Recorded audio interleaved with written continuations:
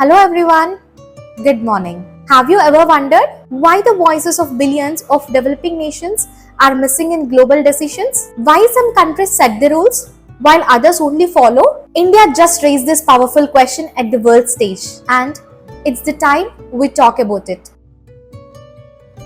At the BRICS summit in Rio de Janeiro, Prime Minister Narendra Modi stood with leaders of Brazil, China, South Africa, and Russia to say one strong message: the world must become more fair and equal. India expressed deep concern about cross border terrorism and lack of proper representation of developing countries in key global institutions. Mr. Modi said that two-thirds of the humanity still doesn't have voice in decision making platforms which are built in the 20th century. And it's not just unfair, it's also ineffective, because how can we solve global problems without hearing every side? The BRICS declaration agreed with India and condemned terrorism, especially the attack in Pahalgam, and called for reforms in the United Nations Security Council. And do you know, India also welcomed Indonesia into BRICS, showing that group is growing, evolving, and ready to represent the Global South. Coming to India's efforts with Global South, on the way to BRICS summit,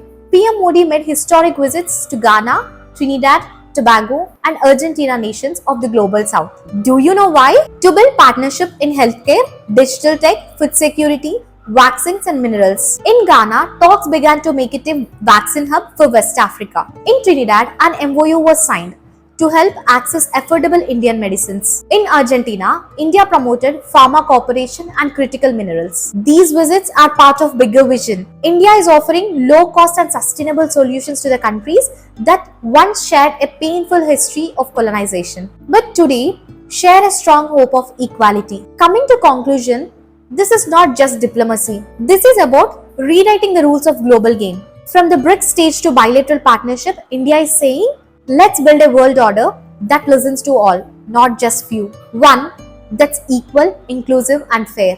Whether it's terrorism, economic imbalance, or unequal global platforms, India is pushing for reforms that matters to the lives of billions. It's a moment of the Global South, united not by power, but by purpose. Let's support a world where leadership is not about domination, but about representation, peace, and partnership. If you found this explanation helpful, please share with your friends.